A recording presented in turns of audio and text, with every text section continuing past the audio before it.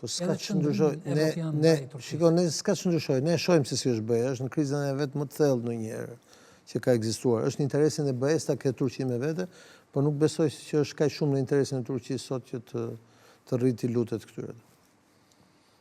Ju personalisht si e vlerësoni projektin e BE-s tani, por edhe në perspektivë? Aspiratat tona si shqiptar. Tjetër gjë është aspirata jonë dhe tjetër gjë kriza e brendshme e BE-s. Kriza e brendshme e BE-s është e përsëritshme, është e dukshme, është ekonomike dhe është politike. Por për më tepër është mekanizmi se si funksionon Bashkimi Evropian dhe drejta e vetos së secilit nga atyre, e cila pengon zgjerimin e BE-s dhe ka për shembull brezi im dhe brezi jot kemi jetuar një periudhë për çerek shekulli.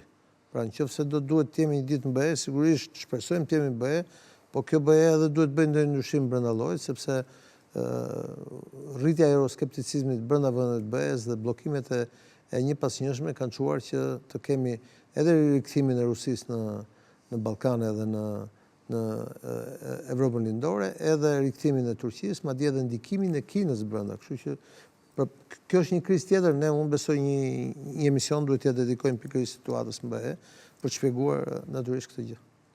Po ndoshta duke e parë ndikimin në gjendjen e të rritur të Kinës, por edhe të Rusisë në Ballkan, ndoshta do të shtenen edhe në interesin e BE-s më shumë, sesa në interesin tonë që ne të futemi në BE sa më shpejt të jetë e mundur. Çështja, po ta përsëris edhe një herë, është një çështje shumë e gjatë për të diskutuar gjë që ne s'kemi kohën sot, por çështja është shumë e qartë.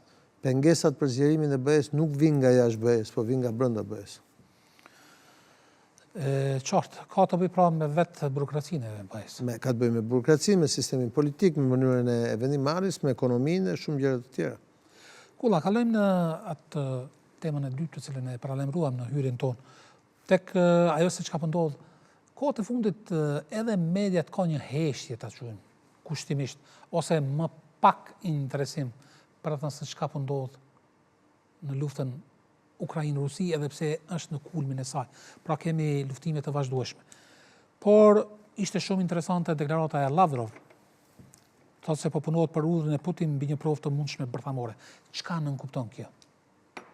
Kjo nënkupton atë që ne kemi thënë në disa emisione të shkuara kur kemi shpjeguar çështjen e armëve bërthamore, që në të njëjtën kohë ka edhe përpjekje diplomatike për të mbërritur